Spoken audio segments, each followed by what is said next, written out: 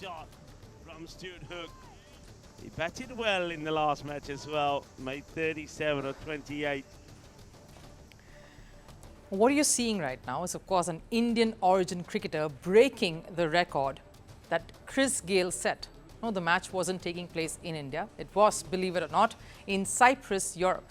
And the player wasn't part of top teams like England, Ireland, Scotland or the Netherlands. But it was an Estonian batter, Sahil Chauhan.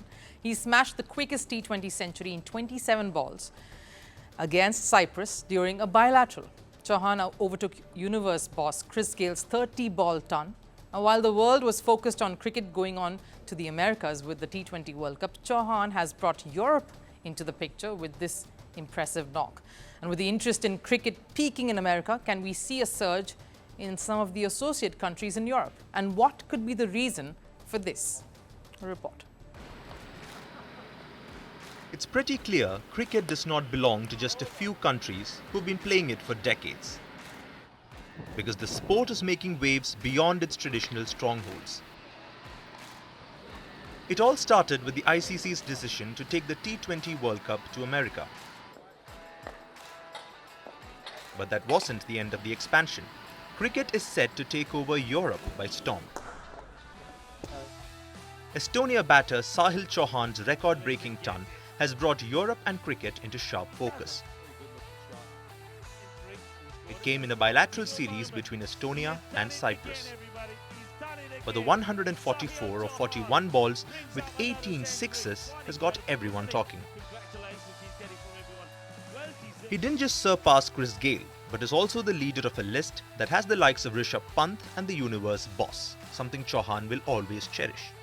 With the T20 World Cup Europe qualifiers set to take place in August, Chauhan's innings has set the wheels in motion.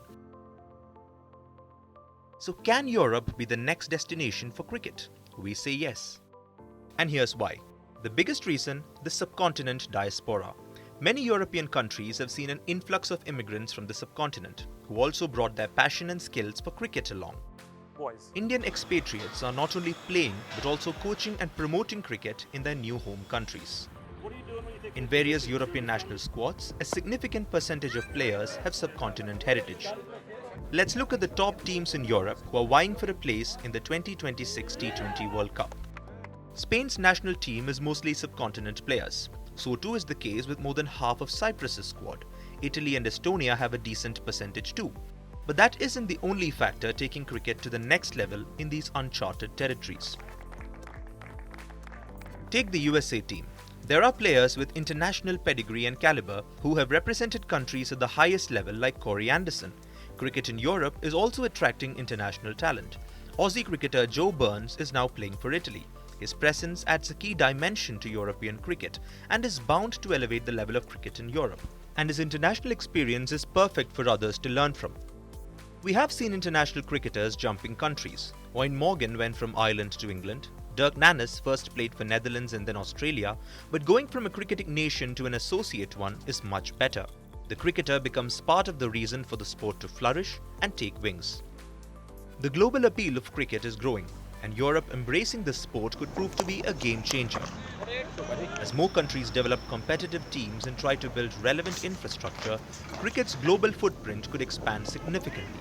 So what does all this mean for the future of cricket as a global sport?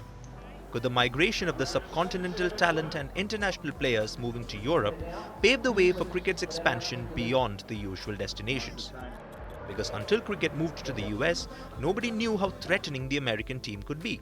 But now we have a star in Saurabh Netravalkar, and the USA are in the Super 8s of the T20 World Cup.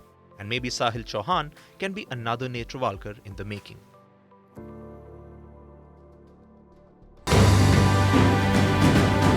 Firstpost reports from the world's second largest continent.